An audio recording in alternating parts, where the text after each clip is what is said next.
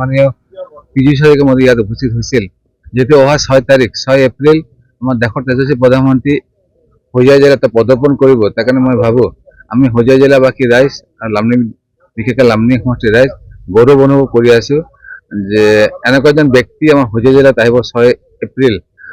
তাৰ এটা প্ৰিপাৰেশ্যন এটা আলোচনা হ'ল, আমাৰ কিমান মানুহ হ'ব, কেনেকৈ কি হ'ব, এটা বিতং এটা আমাৰ পৰিকল্পনা হ'ল। আমি আশাবাদী 1 লাখৰো অধিক এতিয়া মানুহ গোট খাব আৰু লগে লগে আপোনালোকে যদি সমগ্ৰ হোজাই জিলা তথা বিশেষকৈ লামডিংবাসী ৰাইজক আহ্বান থাকিল, অনুৰোধ থাকিল, আহক।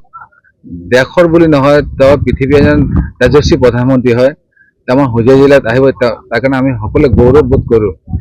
তেওঁক সেইদিনা আমি এনেকুৱা এজন শিলডল ভাঙি পেলাই জনসমুদ্ৰ ইয়াত নিৰ্মাণ কৰিব লাগে, তেওঁ দেখাত যেন ভাল পায়, এনেকুৱা সন্মান প্ৰদান কৰিব লাগে।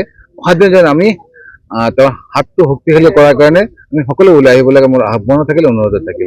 প্ৰথমবাৰ হোজাই জিলাত আহিব, প্ৰথমবাৰ কাৰণে হোজাই এই ফিল্ডতে আহিব, এই ফিল্ডতে আহিব। কাৰ কাৰ লৈ প্ৰচাৰ কৰিব? শংকৰদেৱ যোনটো আমাৰ কছাৰী ময়দান বুলি কোৱা হয়, ইয়াত আহিব। ইয়াত বহুত ডাঙৰ ডাঙৰ মানুহ ইয়াত উপস্থিত হৈছিল আৰু প্ৰথমবাৰ কাৰণে দেশৰ তেজস্বী প্ৰধানমন্ত্ৰী ইয়াত উপস্থিত হ'ব। তাৰ কাৰণে আমি গৌৰৱ বোধ কৰোঁ।